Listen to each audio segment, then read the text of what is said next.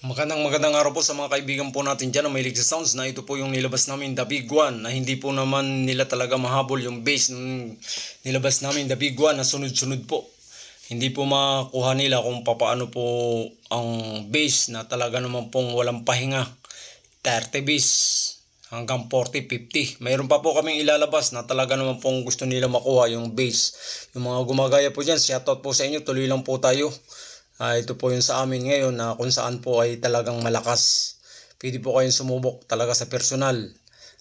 Talaga pong ito po ang pinakaunang nakalabas ng aparato na kung saan po ay talagang grabe po yung bass. Ito po ngayon yung The Big One na kung saan po ay sunod-sunod po yung bass.